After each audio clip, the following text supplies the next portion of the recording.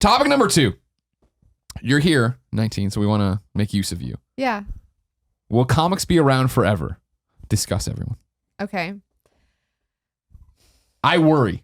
Really? I do. I think comics in some form will be around forever. Yeah. But I think, you know how we are all excited, or you and I were excited about Rebirth? Yes. You don't care about DC. No. I'm Well, a no, I don't fangirl. care. I mean, it's not really DC. It's just I don't care about events. Sure.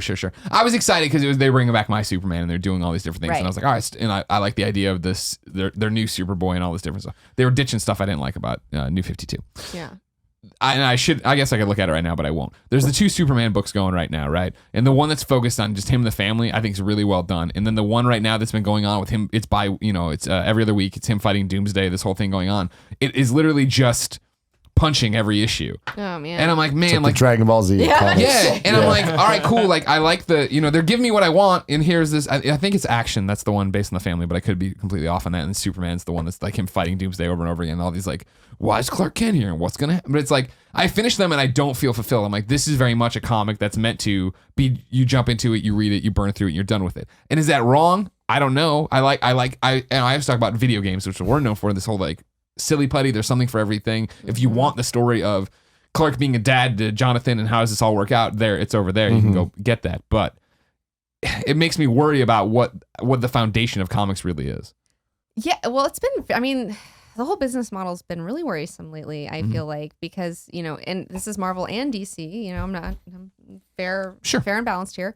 They keep, they want to get new readers in, right? Because all the movies are doing really well. New people come in. Okay, Can't great. hear that. Whatever.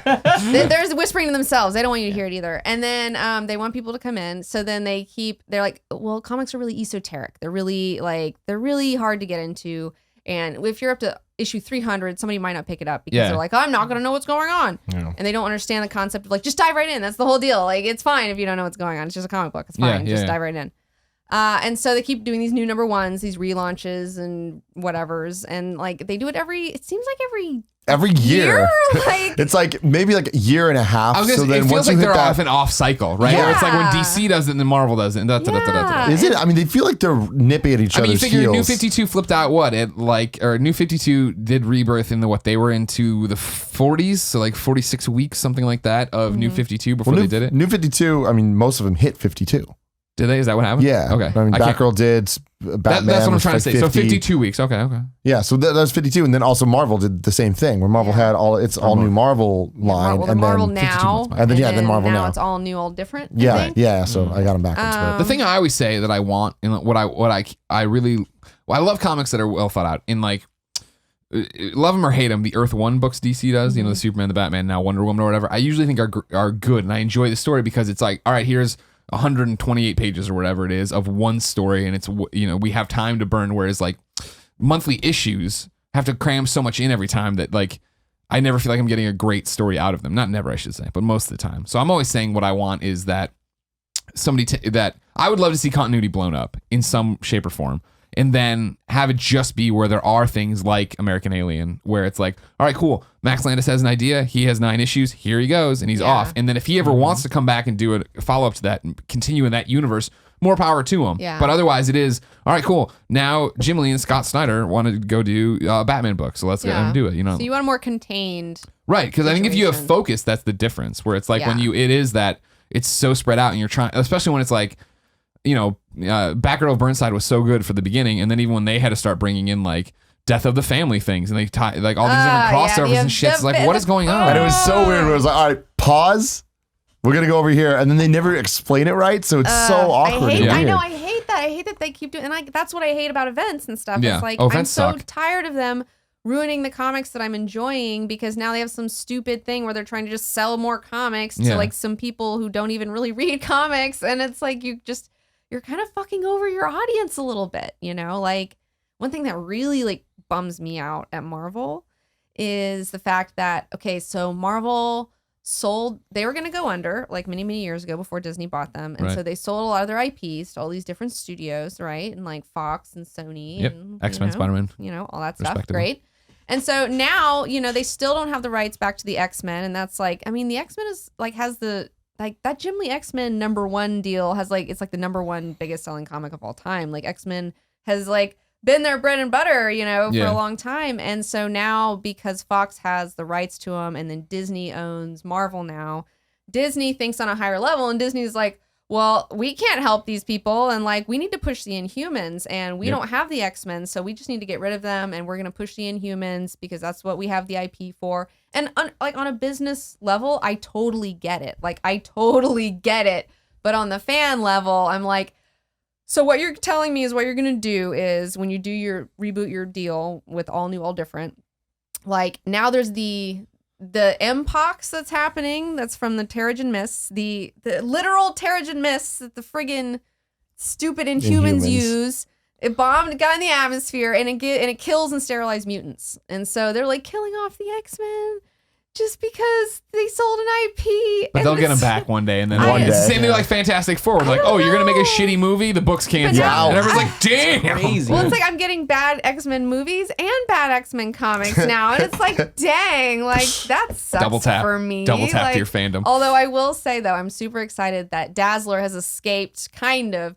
She's been over at A-Force, so she's not on the X-Books. So she's actually like has a good writing team and like artist team, and everybody's doing really great with her. And although she does have the Mpox, and she may die from One day when it's convenient. Yeah. When they're ready. We'll see. I don't know. I haven't read the whole story, but that sort of stuff though is kind of like that's the kind of corporate decision making that's That going sucks and on, and ruins it's everything. like I don't know, and it made me like the whole Secret Wars thing made me stop reading Marvel comics for like a year. Me too. Like I'm so over it. Like I was so into so many things they had going on, like the Spider-Man comics, Superior Spider-Man. I was all about good. that. It was so Really good. good. That ends, and the Spider-Man they had after that, I was like still super sold on once Peter was back.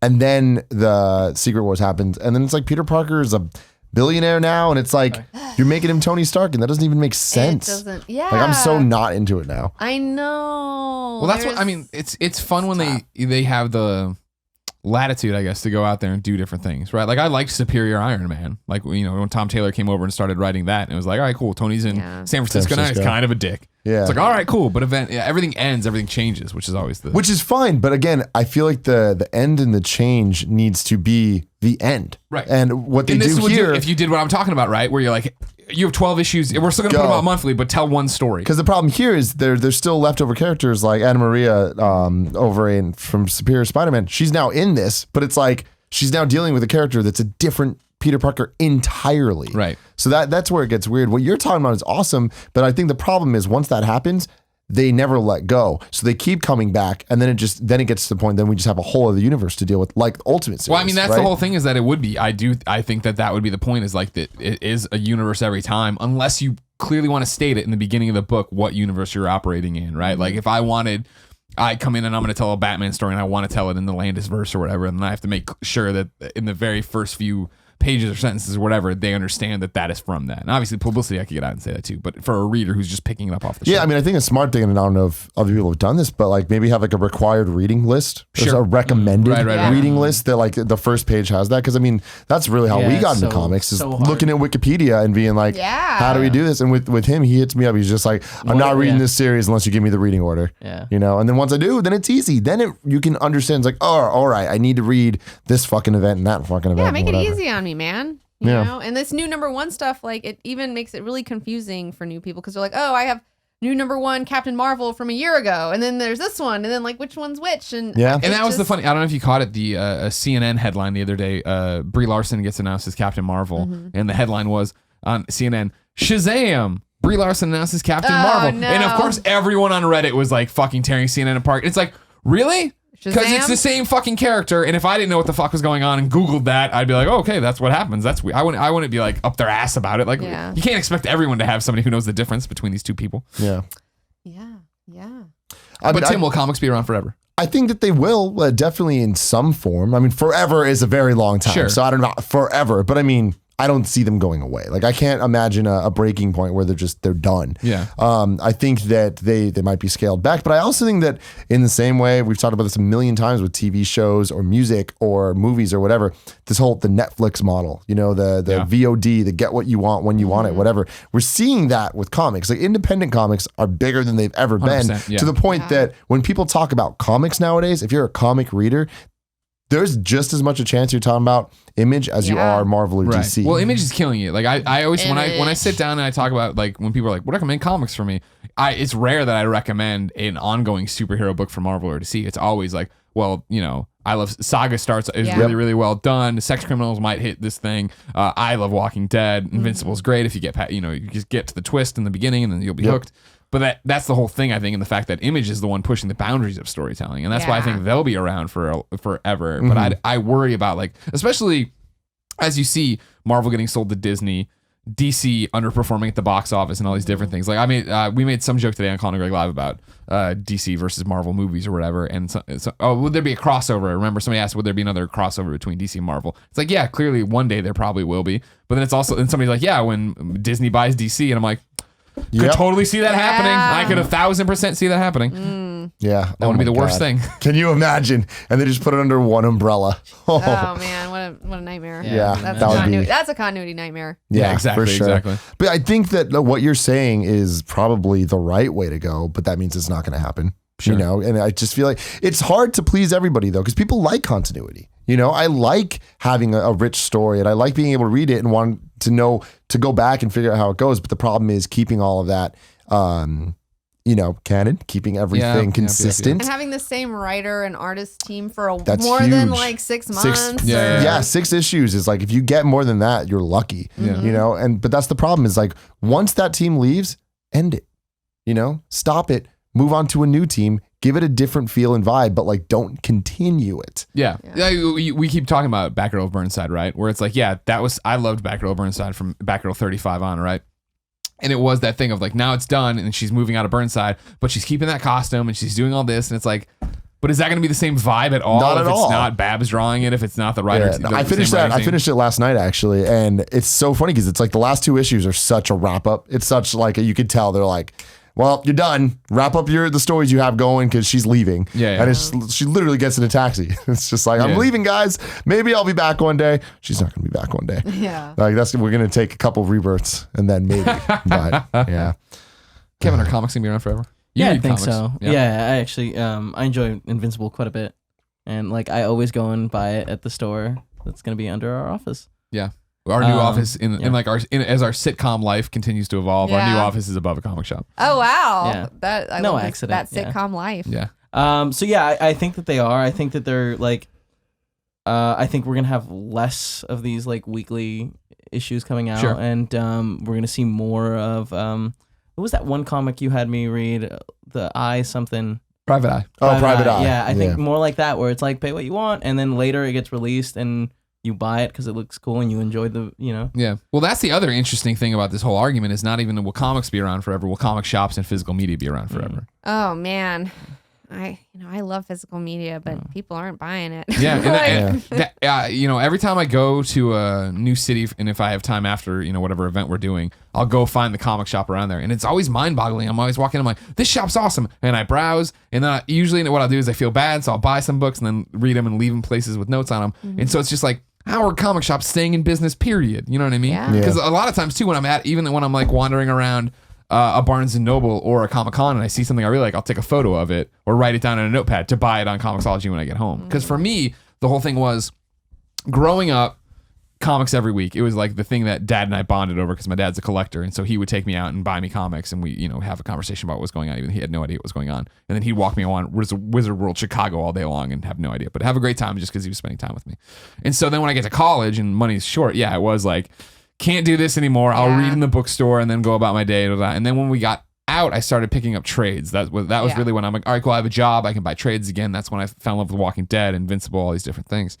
And when we moved to San Francisco, it was very much like, I live in a shoebox. And so I did a day where I went out and bought a whole bunch of comics. I think it was when, Superboy was getting all these one-shots or something. I'm a big Superboy fan. I brought them home. And then I just had all these loose issues. And I didn't want long boxes in this tiny ass studio apartment. And I didn't want, and I remember I tweeted for a long time about like go day and date digital DC over and over again. And so when they finally did, that was my time to put up or shut up, where I went all the way back in.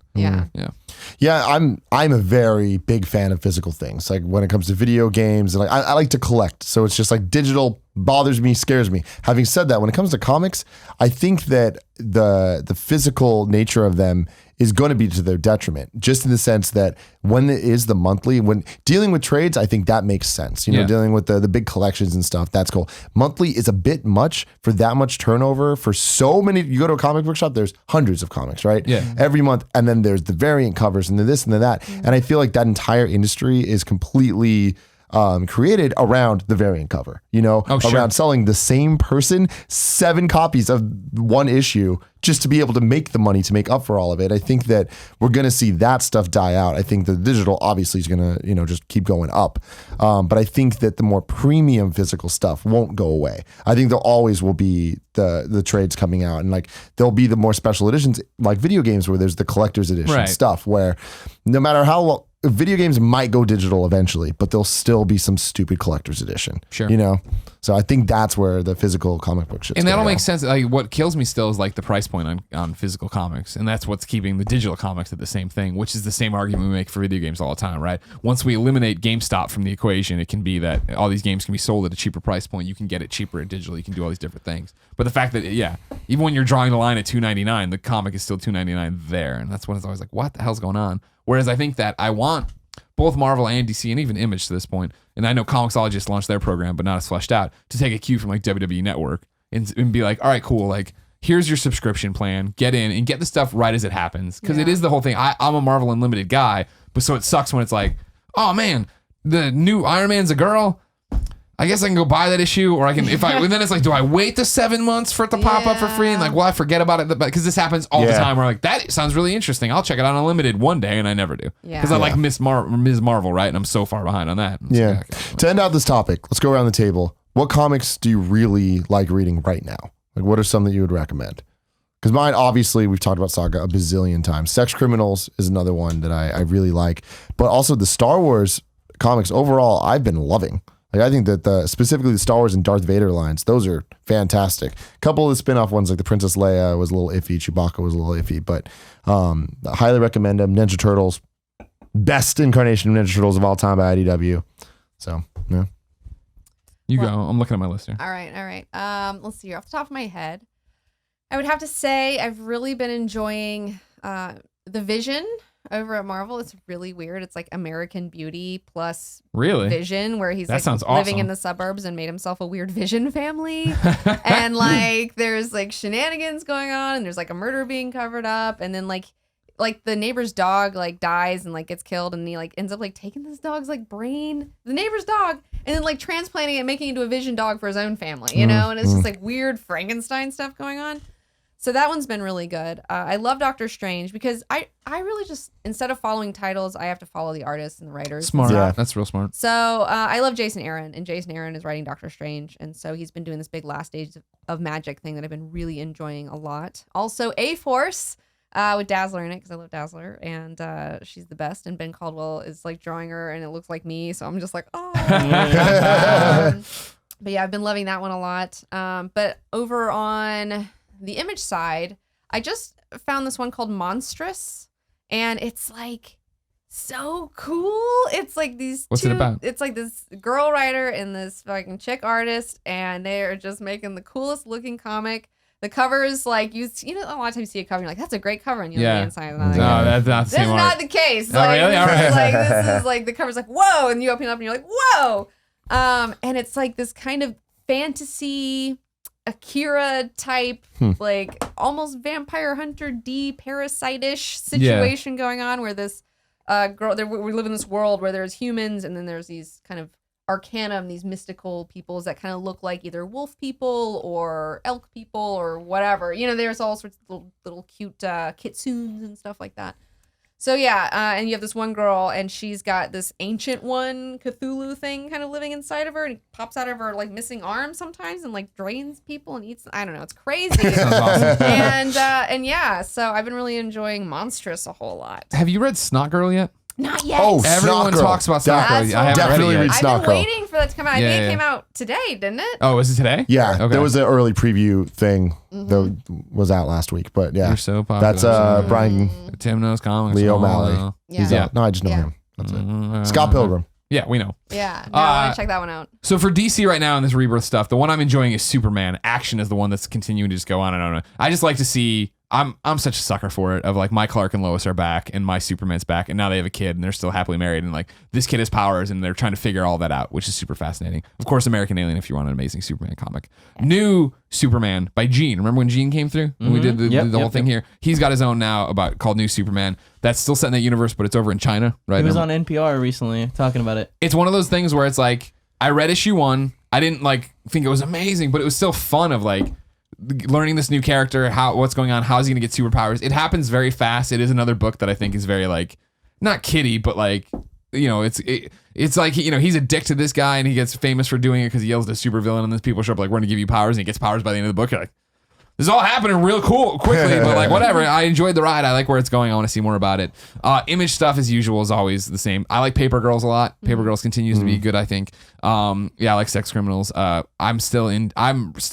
more into Invincible than I was for a while. Me too. I feel like I have ebbs and flows with Invincible quite a bit. This last arc has been, I caught up last night. It's been really good. Like this is the first time in a long time that I'm actually excited for next month. Like, I wonder what's going to happen. Sure. Well, they're back to that whole thing of like, I think what makes that book work so well of just like, Drama. okay, cool. It's this, that, and the other, but it's like, I want to know about Mark and Eve. Can I learn about Mark and Eve? Like, okay, cool. And like, we're back to that thing where like, again, there's like this super interesting conflict for them right now of like, what does that do? But it's always so weird with Invincible, the way they deal with what I feel is like normal human relationship things, but it's on this epic, we're in space and there's all these aliens and you have superpowers. And that's fascinating the way they do that. I'm a big fan of that right now. I also love where Walking Dead is right now. See, I'm not like you in that day. You're like, oh man, did you read the latest issue? And I read it. I was like, oh yeah, that's cool. Like I don't know. Like Walking Dead is always going to be my proof of like a book I love and I love so much. But the way I got introduced to Walking Dead was 2 trades in. My friend Bob came into the Missourian over in Columbia. He was like, you need to read this, and gave me him. And I went home and plowed through him like, this is awesome. And so then every time a new trade came out, because I wasn't buying singles, I bought the trade, but I'd read, if it was issue, trade 3, I'd go back and read 1, 2, and then read 3. And then now it's to the point I can't do that. And I'm also reading singles, and it's all, I've never liked, once they switched art styles, I've never been a huge fan. And so it is so weird to be reading it like, who is this again? Yeah. Like who is like Dwight has his face got ironed. I'm like, that's easy to remember Dwight. But everyone else looks identical. So many other people. I'm just like, there's a panel from a couple issues ago where it looks like Rick was saving Rick from beating up Rick. It's like that's awesome. But yeah, no, I think that the thing of that show, or the show and the comic, is that it is just the same thing over and over. So if they're not adding that unique twist of the bad guy doing something different, then it is just going to be the exact same thing. And I think that what they're doing right now surprised me, where I'm like, it's not going to be what we all thought it was going to be. Sure. So I commend them for that. Shout out before I go to all new Wolverine.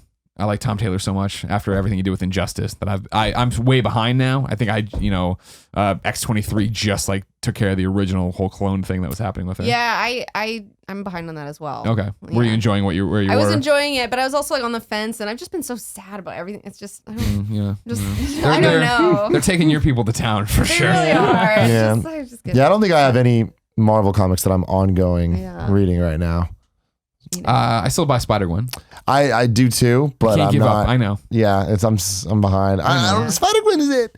I want to like it more than I do. That's the problem. And you made the great point of like they're trying to do Batgirl of Burnside, but they're not doing it as well. Yeah, and that was the big thing. But now that there's no Batgirl of Burnside, I have no choice. I gotta support that. We'll see. Kevin, what are you reading? The only thing I'm reading right now is Invincible. Like I've fallen out of comics, and like the only reason you've let down the family. But like, I mean, Tim will always like grab me and be like, no, read this. And he'll give me like a list of what I should read. And I usually do that. And it's a good education for, the time being. But right now, all I'm reading is Invincible. I'm enjoying it very much. Good. But I do want to read more stuff. Who has the time? No, not you. All of you guys. Well, no. You make the time. You fit it in. You shove it in when you should be doing other things. Steve Lichtman is one I want to kind of give a shout out to. It was a Kickstarted project. So, and that's another cool thing about like you're talking about the future of comics. Yeah. Like with Kickstarter, you can just do a pre-sale now, and I mean, you know how much you need, and so I mean, it's like it's a really great system. And this guy Dan Warren and Dave Raposa, they created a comic book together, and it's hilarious and it's really funny. It's about this Lich King named Steve Lichtman, and he hangs out in this dungeon with his like loser friends. And like it's just like there's these bullies that come. It's just like little slice of life things. Sure. Where like bullies come in and like make fun of him, and then the ghost cop comes on the scene, is like, they're making fun of you again, Steve. And he's like, no, it's fine, and it's so cute. There's like these little stoner friends, Ben, this like flying eyeball guy who I really like him, and then Mandusa, because he's not a woman Medusa, he's a Mandusa. And then they have a weird vampire friend, and it's just their misfit adventures, and I really enjoy it a lot. That sounds great. Steve Lichtman's awesome. The last comic that I read that I got super into was American Alien. Yeah, well, I mean, I can't pound the drum enough about American Alien. Good. Yeah. It was so good. Really no good. one watched Max's new show, so he has to go back to comics. Just don't even do it. So he has to keep making comics. Oh, I think he's got the love in there. He's gonna do some more stuff in comics. Yeah, he pitched a whole bunch of stuff when he was here, and I was like, if this doesn't happen, we want that. Yeah. You suck and we hate you. Yeah.